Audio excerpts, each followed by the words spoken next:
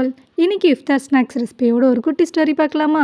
And இந்த snacks வந்து நான் வந்து சமோசா தான் வந்து பண்ண போகிறேன். அண்ட் இது எப்படின்னா நான் புதுசாக ஒரு சமோசா மேக்கர் வந்து வாங்கியிருக்கேன்.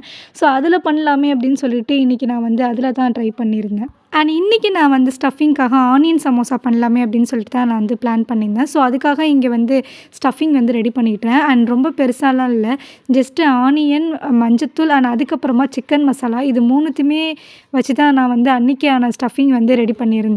அண்ட் லாஸ்ட்டாக சால்ட் மட்டும் ஆட் பண்ணிவிட்டு ஸ்டஃபிங்கை வந்து நான் முடிச்சிட்டேன். அண்ட் அதுக்கப்புறமா சமோசா பேஸுக்காக மைதா மாவில் வந்து நல்ல ஒரு பெரிய சைஸு ரவுண்டாக நான் வந்து வளர்த்தி எடுத்துக்கிட்டேன்.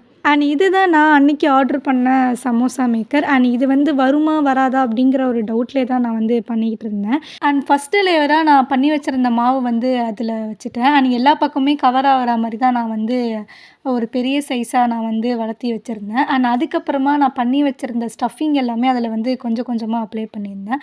அண்ட் அதுக்கப்புறமா செகண்ட் லேயராக நான் வந்து அதே மாதிரி ஒரு பெரிய சைஸாக மாவு வந்து வளர்த்தி அது மேலேயே வச்சு அண்ட் இப்போ நம்ம சப்பாத்தி கட்டையை வச்சு அதில் மேலே வந்து நல்லா வளர்த்தி எடுத்துக்கணும். அண்ட் இப்போ நம்ம சமோசா மேக்கரை வந்து அப்படியே திருப்பி போட்டுட்டு ஜஸ்ட்டு ப்ரெஸ் பண்ணாலே போதும், அது வந்து அழகாக கீழே வந்து விழுந்துருது. அண்ட் ஃபஸ்ட்டு நான் பண்ணுறப்ப இது வருமா வராதா அப்படின்னு தான் டவுட்லேயே தான் பண்ணிகிட்டு இருந்தேன். அண்ட் பண்ணி முடிச்சதுக்கப்புறம் ரொம்ப சூப்பராகவே வந்துருந்துச்சு. அண்ட் ஈஸியாகவுமே இருந்துச்சு.